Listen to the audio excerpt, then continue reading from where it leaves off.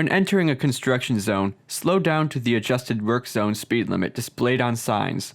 Lanes will often be closed or shifted, including turn lanes at intersections, so be cautious, look and read the signs, and watch out for workers. Many construction zones will have flaggers guiding traffic when only one lane is open. Be patient and be considerate of everyone's safety. Construction zones will often cause delays, periodic stops, or call for detours. Keep these